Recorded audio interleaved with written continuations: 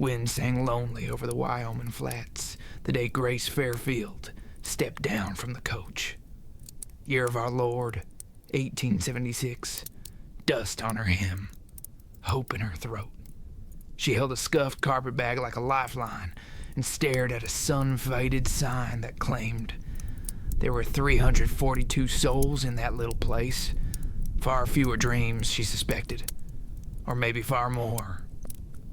She'd come a long way from city brick and sharp whispers, left behind a name folks had handled too roughly. Out here, the air tasted like iron and pine and second chances. The street was a straight spine of boards and grit, storefronts shouldered tight, saloon doors breathing in and out, a bell somewhere tapping once like a shy hello.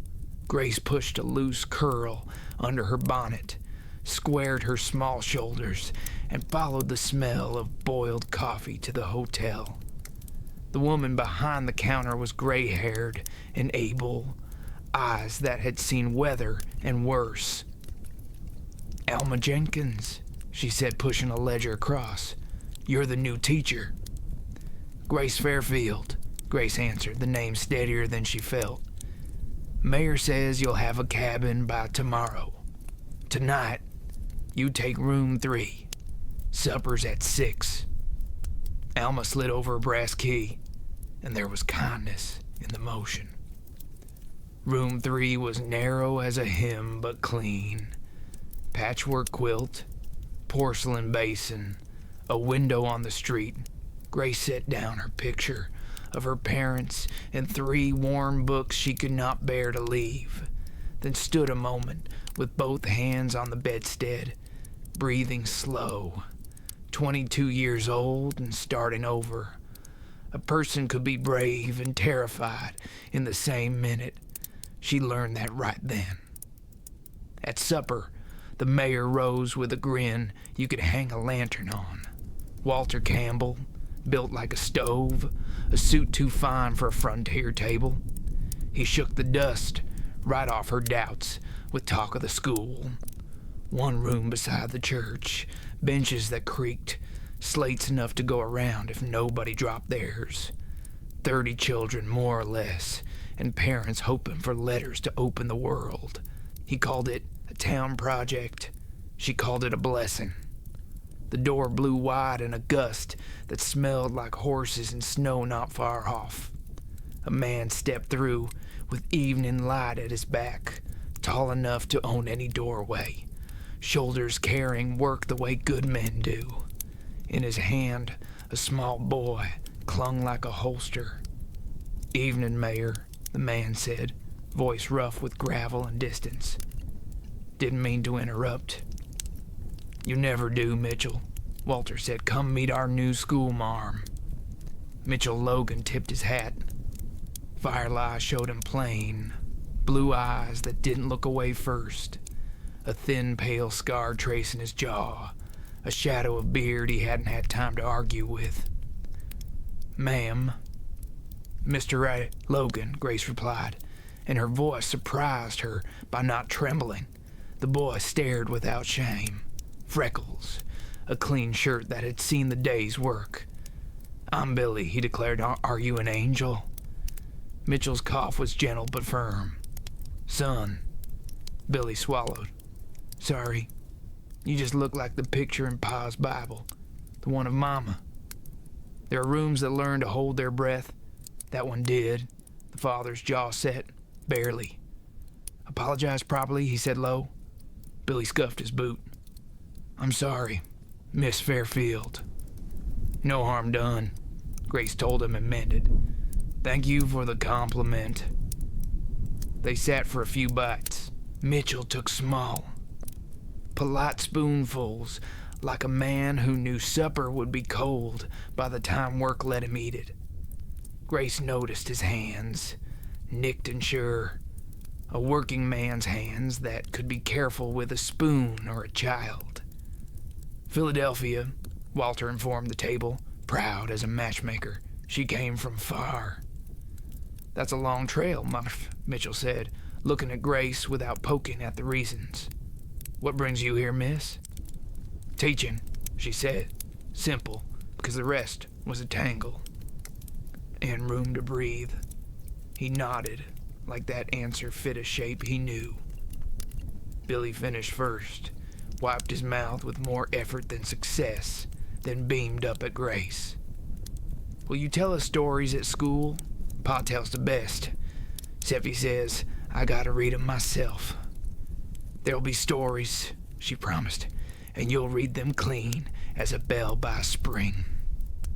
The boy's grin showed a missing tooth and a whole future. They couldn't stay. Ranch light fades sooner than town. Mitchell thanked Alma, tipped his hat to Grace, and steered his stride to match a smaller pair beside him. Watching father and son fold into dusk, Grace felt the street ease around her. "Fine man," the mayor said softly. "Built the Circle L from bare ground. Lost his wife to fever 3 winters back. Keeps going on grit and prayer." Grace held that in her chest like a warm coal. The days that followed were work that soothed, sweeping months of dust from the schoolhouse, laying out slates, rubbing a stub of chalk down to a friendly edge. Her cabin at the town's edge faced west. Sunsets bled copper and purple along the far bones of the mountains. She wrote September 18th, 1876 on the blackboard, then traced it again for luck. Sunday brought the whole town to the small white church, men with hats in hand, women with pies cooling in their eyes, children jittering like foals. Grace sat near the back and watched how people arranged themselves into one community. Mitchell and Billy were a few rows forward.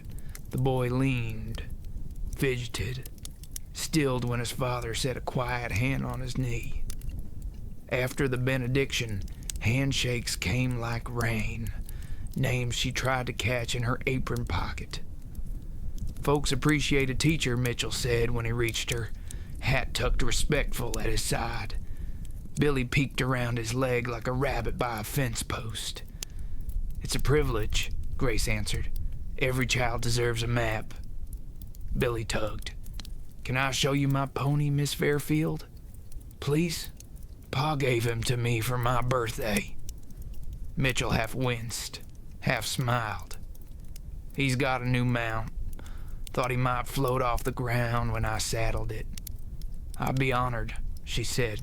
Outside, the hitch rail held a dun-colored pony with a black mane and good sense in its eyes. "This is Butterscotch," Billy announced, proud enough to crack the sky. "He likes candy, same as me."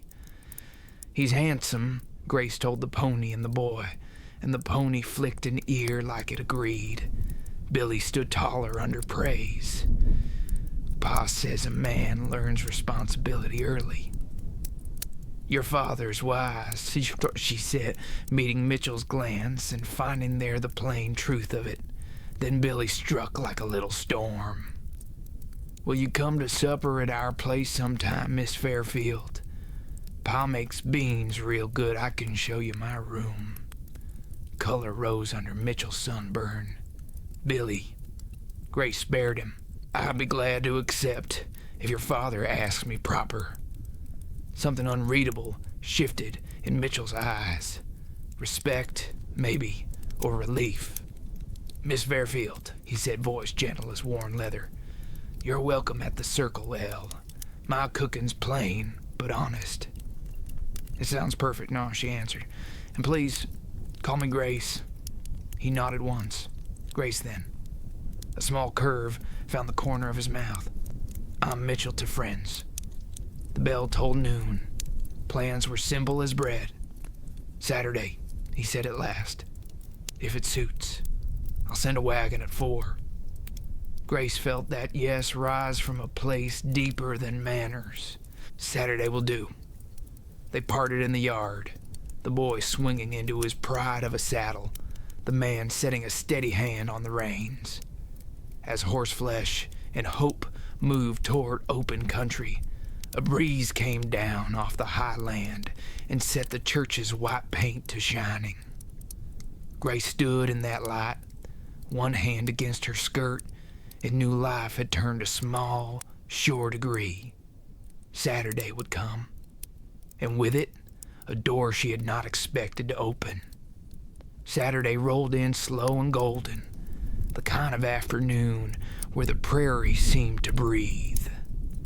Grace straightened her cabin, brushed the dust from her skirt, and tried not to think too much about what it meant to share supper at a man's ranch. She told herself it was just gratitude, neighborly kindness, but her pulse said otherwise. When the wagon appeared beyond the cottonwoods, the sound reached her first, the jingle of harness, a boy's laughter riding the wind. Mitchell sat high on the seat, hat low, reins easy in his hands. Billy waved like sunrise itself. "Afternoon, Miss Grace," he called. She stepped down from her porch, bonnet ribbons fluttering. "Afternoon, Billy. You drove all this way to fetch a schoolteacher?" "Pa said we couldn't let a lady walk through the dust." Mitchell's eyes found hers. "Billy's right. No teacher of mine's gonna reach the ranch on foot." Grace climbed up beside them, careful not to wrinkle her skirt. The wagon creaked forward, wheels biting dirt. Open land rolled wide in every direction, sagebrush, distant cattle, and a horizon that looked like freedom itself. They talked as they went. Billy chattered about his pony and how he was learning sums faster than the older boys. Mitchell spoke less, but his words carried weight. He told her about the drought last summer, the calf they lost in spring, and how every sunrise still felt worth the work. Grace listened like a prayer. When the Circle L came into view, she couldn't hide her admiration. The ranch stretched proud across the valley, weathered barns, fences straight as truth, smoke from a chimney curling against the blue. A house stood solid at the center, whitewashed and worn, yet homely in the best sense. "Welcome to the Circle L," Mitchell said quietly. "It was my father's dream. Now it's Billy's and mine." Grace stepped down and let her fingers graze the railing. "It's beautiful, Mitchell." Inside, the air smelled of coffee and clean pine. A simple table waited, set with tin plates and 2 candles that looked too fine for daily use. "Billy wanted those lit," Mitchell admitted with a shrug. "Said it looked like Sunday supper." Billy puffed up proud. "Mama liked candles," he said soft. Then, as if catching his father's look, he added, I just thought Miss Grace might too." Grace's heart gave a small ache. "I do, Billy. Thank you kindly." Supper was beans, cornbread, and fried potatoes. Simple food, but good. Mitchell poured coffee, his movements sure, almost careful, as though afraid of breaking the quiet that had settled between them. Grace asked about the ranch, and he spoke of long winters, of the herd, of storms that could erase a man's tracks in minutes. When Billy ran out to feed the hound scraps, Grace found herself alone with Mitchell. Firelight caught the edge of his jaw, gold on copper. He looked up once, then away. "You don't have to say yes to everything Billy dreams up," he said. "Boy's got a big heart, but it runs ahead of his sense." "I like the way he dreams," she said, reminding children who dream, grow into men who don't give up easy. That earned a quiet chuckle. "Reckon you got a point there." They talked until twilight leaned over the ridge. Grace told him of the city, how noise could drown a person's thoughts, how sometimes loneliness felt louder than traffic ever did. Mitchell listened like each word mattered, like maybe he understood that kind of silence himself. Billy came back in, sleepy-eyed, hair full of dust. "Pa, can we walk Miss Grace to the fence?" "Go fetch your coat first," Mitchell said. When the boy vanished, Mitchell turned to her. "I don't bring folks out here often," he admitted. "Since Sarah passed, it's been just us." Grace's throat tightened. "I'm sorry." "Don't be. Life does what it does. You just keep riding." He looked at her then, full on. Still, it's good hearing laughter again. Outside, the sun was gone, leaving a trail of rose and ash. Billy trudged between them, holding her hand without asking. They reached the gate, and he leaned against her skirt, yawning. "Miss Grace?" "Yes, Billy." "You'll come again, won't you?" She smiled, brushing a curl from his forehead. "If your father doesn't mind." Mitchell spoke low. "Mind? No, ma'am. This house has been quiet too long." They stood a moment in the cooling air. Somewhere, a nighthawk called. The scent of sage drifted through the gate. When she climbed into the wagon to ride back, Mitchell walked beside until the wheels met the road. "You ever need help out at that cabin, you send word," he said. I will," she answered. He hesitated, then tipped his hat. "Night, Grace." "Good night, Mitchell." As the wagon rolled away, Grace looked back. Father and son stood framed in the lantern's glow, the house behind them warm against the dark. The sight stayed with her all the way home, long after the stars came out. And though she didn't know it yet, the wind that followed her carried more than dust. It carried the first whisper of a storm that would change all their lives. By late October, Wyoming had changed her dress, gold to gray, leaves to dust, and the air sharp with snow waiting its stern. Grace settled into her rhythm at the schoolhouse, voice lifting over the scrape of slates and the soft buzz of children learning to spell their world. Some days, Mitchell's wagon tracks marked the road outside, signs he'd hauled feed into town or dropped off Billy early when chores ran long. He never lingered, but always nodded from under his hat. That single nod said what letters never could. "I see you. I'm glad you're here." Billy thrived. He was clever, quick, too curious for his own good. He'd stay after class just to help Grace sweep or carry firewood, talking the whole time about horses, about how he could rope a calf faster than his cousin, about how his pa could fix anything short of a broken heart. Grace listened, smiling at his pride. It was the kind of warmth she hadn't felt since before life turned against her. One afternoon, as shadows stretched long across the schoolyard, a voice broke the peace. "Afternoon, Miss Fairfield." Harlan Wells leaned on the fence post like he owned it. Hat tilted, grin too wide. He ran the livery, though most folks said he ran his mouth harder than his horses. "Heard you're making quite the impression out here," he said. Grace didn't look up from the broom. "Just doing my job, Mr. Wells." He stepped closer, boots crunching frost. "Now, no need to be shy. Town gets lonesome. A lady like you shouldn't eat supper alone every night." Before Grace could answer, the sound of hooves cut through the air. Mitchell's horse appeared over the rise, stride sure, dust flying. He reined up hard beside the fence, eyes flint cold. "That's close enough, Harlan," he said. Harlan's grin slipped. "Just being neighborly." "Then you've done your part. Head home."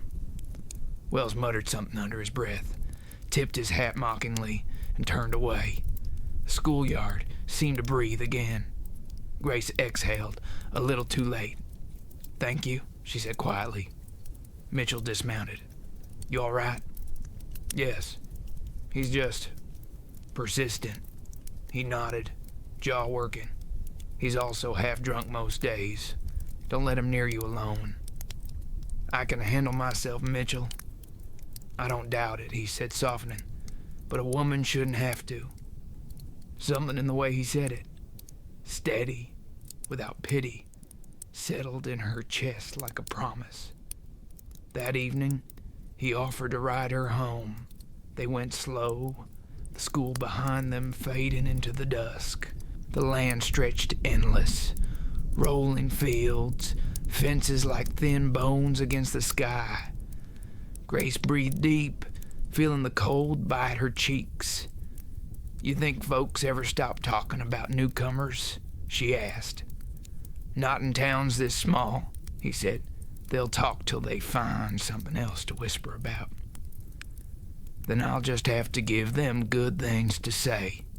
He smiled, a small tired smile that reached his eyes. You already have. When they reached her cabin, she hesitated before stepping down. Would you like to come in? I've hot coffee, though. It's nothing fancy. He looked toward the horizon where the sun had burned itself down to embers. I shouldn't. Billy's waiting. But thank you. She nodded, hiding the flicker of disappointment. Ride safe, Mitchell. Always. He touched the brim of his hat and turned his horse toward the dark. That night, the wind began to moan. Grace lay awake, listening to it scrape against the shutters, a restless song that spoke of snow. By dawn, clouds rolled heavy and white over the hills. At school, she dismissed the children early. Storm's coming fast, she warned, buttoning Billy's coat herself. You tell your pa I said thank you for the firewood he left. I will, he chirped. Are you coming tomorrow? If the weather lets me. By late afternoon, the world had turned ghostly. Sky and ground the same color, the wind sharp as glass. Grace fought her way back to the cabin, hands numb, heart hammering. She had just latched the door when a knock thundered through it. Grace, it's me. She flung it open to find Mitchell, snow crusting his hat, Billy wrapped in a blanket against his chest. Storm hit faster than I thought, he said, breath clouding the air. Bridge washed out. We can't get home tonight. Grace stepped aside. Get in. Both of you. The door slammed behind them, shutting out the roar of winter. Grace stoked the fire till it glowed fierce, warmth chasing the frost from their faces. Billy sat near the hearth, holding out his hands. I'm sorry, Miss Grace, he murmured. We didn't mean to intrude. You're not intruding, she said. You're safe. That's what matters. Mitchell hung their coats by the stove, steam rising. We'll be gone first light, soon as it's clear. No hurry, she replied. You're welcome till then. The storm howled outside, but inside, time softened. Grace poured coffee. He thanked her with a look that said more than words. Billy dozed in the corner, wrapped in her old quilt. When the fire burned low, Mitchell spoke again, voice roughened by the day. You've got courage, living out here alone. She smiled faintly. Or stubbornness. Same thing most times. Silence stretched warm between them. Snow beat the windows like 1,000 whispers. The only light, the slow pulse of the flames, and somewhere in that long, quiet night, the world beyond those cabin walls fell away. There was just a man, a woman, and a boy who slept safe between them. Morning would bring sun and questions, maybe even trouble. But for now, the wind could rage all it wanted. Inside, the storm had already found its match. By morning, the storm had spent itself, leaving a hush so pure it almost hurt to breathe. Snow lay deep around the cabin, glittering like powdered glass beneath a pale sun. Grace stepped outside, her shawl pulled tight, and found the world remade. Tracks wiped clean, fences half buried, and quiet stretching for miles. Inside, Billy still slept under the quilt, his small hand curled around its edge. Mitchell stood near the fire, cup in hand, watching the flames as though they held answers. When Grace came back in, he gave a nod. "Looks like we're snowed in till at least noon." She smiled softly. "Could be worse company." He chuckled, low and warm. "You say that now. Wait till I burn breakfast." They cooked together, her slicing bread, him tending beans. Laughter came easy, the kind that didn't need to fill silence but grew from comfort. Billy woke to the smell and grinned wide. "Feels like Christmas," he said through a yawn. Grace poured him milk. "Then we'll call it Christmas come early." When the boy had eaten and gone to draw by the hearth, Mitchell leaned against the table, his eyes steady on her. "Grace, last night, when I saw your lamp through the snow, I thought maybe I was dreaming. Didn't think we'd make it this far." "I'm glad you did," she said quietly. "The storm could have turned worse." He nodded, gaze dropping to his hands. "I buried Sarah in a storm not much different from that one. Thought maybe the Lord was sending me a reminder." Grace's breath caught. "I'm sorry, Mitchell." He shook his head. "You don't need to be. I learned to carry it. But last night, for the first time in years, the wind didn't sound so lonely." Her heart folded around his words like paper catching flame. "Maybe because you weren't listening alone." He looked at her then, really looked, and something old in his eyes softened. "You got a way of making a man believe the world still holds kindness." "I only remind you of what you already have, she whispered. A log cracked in the fire, startling them both. Mitchell took a breath, slow and measured. "If I'm talking too much, say so. Don't rightly know how to handle silence that feels this easy." "Then don't handle it," she said. "Let it be." Outside, sunlight struck the snow, throwing light through the window like gold dust. Billy giggled at something his drawing had turned into, and for a heartbeat, everything in that small cabin felt right. But peace never lasts long out west. By late afternoon, the road cleared enough for travel. Mitchell saddled his horse, bundled Billy tight, and turned to Grace at the doorway. "You've done more than you know," he said. "I won't forget it." "You do the same for me," he hesitated. "I hope I'd have the sense to." She wanted to say come back, but instead, she only smiled. "Ride safe, both of you." They left tracks through the snow, two dark lines leading into open white. Grace watched till they disappeared, the cabin suddenly too still. Days passed. The storm's story spread faster than it faded. Folks in town whispered about the teacher who kept a cowboy overnight, about propriety and what should or shouldn't be done. Grace felt eyes on her shoulders when she walked the street, though no one said a word to her face. Then came Sunday. Church bells rang, but the usual smiles felt different. Harlan Wells stood near the steps, smirk waiting. "Snow must have been real bad, huh, Miss Fairfield?" he said loud enough for all to hear. "Heard you and Logan found ways to stay warm." Grace froze. A few gasps rippled through the crowd. Harlan's grin widened. Before she could answer, a shadow fell across them. Mitchell. His coat was still dusted with frost, his stance steady as bedrock. "You got something to say, Wells? Say it to me," Harlan faltered. "Not just a joke." "Then it's a poor one." Mitchell's voice carried calm steel. "You spread another word about that woman. and I'll see you out of this town myself." The silence that followed was heavy as the mountains. Harlan muttered, stepped back, and disappeared through the crowd. Grace stared at Mitchell, words tangled behind her tongue. He tipped his hat, voice lower now. "I reckon we both deserve better talk than that." She swallowed hard. "You didn't have to do that." "Yes, I did." His gaze softened. "Some things you stand for, Grace. Some folks you stand beside.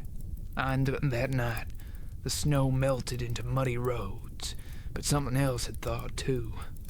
Mitchell rode to her cabin after dark, hat in hand, unsure but certain.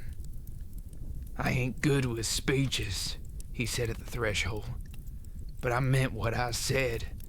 You don't stand alone out here, not while I'm breathing." Grace stepped closer, the lamplight trembling between them. "Then I hope you plan to keep breathing a long time."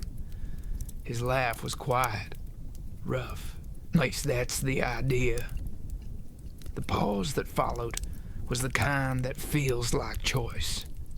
Mitchell reached up, brushed a strand of hair from her face, and let his hand fall before it lingered too long. "Good night, Grace." "Good night, Mitchell." But neither of them slept much that night. The wind outside calm now, the storm inside only just beginning. Spring crept slow across the plains, melting the last of winter into rivers that ran wild through the gullies. The air smelled of new grass and clean rain, and with it came a change that folks in town couldn't quite name but felt all the same. Grace walked the road each morning, children waving from porches, some faces still curious, others warm again. Gossip dies quick when kindness stays steady. Billy was the first to break the quiet between her and Mitchell. He came bounding into the schoolhouse one bright morning, cheeks flushed from the ride. "Pa said I can bring you supper tonight, Miss Grace." "Oh, he did he?" she teased. "And who's gonna cook it?" Billy's grin was pure sunlight. "I helped." "Well, mostly I tasted." She laughed, heart swelling. "Tell your father thank you, and tell him he doesn't have to send food." "Pa said it ain't about food." The boy looked around, lowering his voice. "He said sometimes you bring a meal 'cause words ain't enough." Grace stood still after he left, the echo of those words filling the small room. 'Cause words ain't enough. That evening, she opened her cabin door to find Mitchell himself, not Billy standing there with a basket in hand. "The boy's sleeping early," he said. "Figured I'd deliver this one myself." "Won't you come in?" she asked. He stepped across the threshold like a man crossing into something sacred. The cabin glowed with lamplight, walls lined with books, and the faint scent of lilac soap. Grace took the basket and smiled. "Smells good." "Billy burned the bread," he admitted, setting his hat aside. "But the stew survived." They ate by the fire, quiet, content. When the plates were cleared, Mitchell's gaze drifted toward the window, where the night sky spilled silver over the hills. "I used to think the world ended past those ridges," he said. "Then you showed up and proved it keeps on going." Grace's throat tightened. "You give me too much credit." "Not near enough." He hesitated, then reached into his coat. "I've got something I want to show you." In his palm lay a ring, simple gold, worn smooth by time. "Belonged to my mother," he said. "She gave it to me when Sarah and I married. Said a ring don't mean much unless the hand wearing it feels like home." Grace stared at it, breath shallow. "Mitchell." He took a step closer. "I ain't a man for fancy words. You know my faults as well as my ways. But you've been the calm after my storms, and you gave my boy back his laughter. I don't want a day passing without you in it. Tears stung her eyes. Are you asking me what I think you are? He smiled gentle as sunrise. I'm asking if you'll be my wife, Grace, if you'll be Billy's mama in truth. She couldn't speak for a moment. Then she reached out, her hand trembling against his. Yes, she whispered, yes, I will. He slid the ring onto her finger, just right, as if time itself had been waiting for it. Then he leaned in, brushed his lips against her forehead, slow and reverent. Thank you, he murmured, for coming here, for staying. Outside, wind rustled through the grass, carrying the sound of a nightlark song. The wedding came simple, under the open sky behind the church. The town gathered, Alma, the mayor, half the children from the school. Billy stood between them, fidgeting with pride. When the preacher spoke the words, Mitchell's voice was steady as ever, but his eyes glistened like wet earth after rain. I promise to keep this home warm, he said, and to guard what's been given me, her heart and his.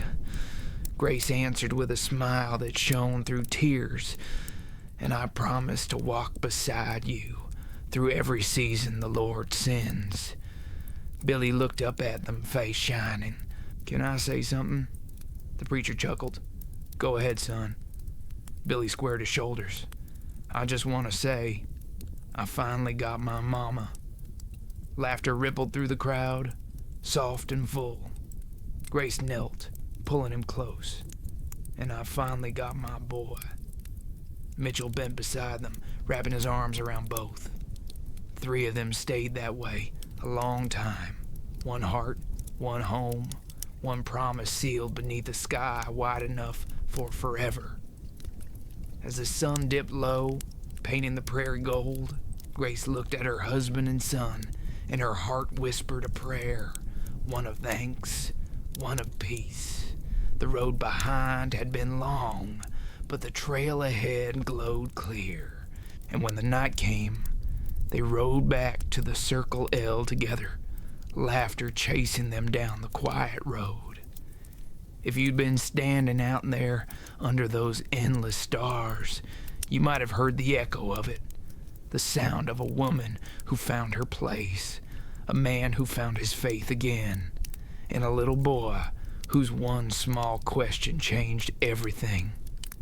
Can you be my mama? Now out on that Wyoming range, the answer lives in every sunrise that touches their home.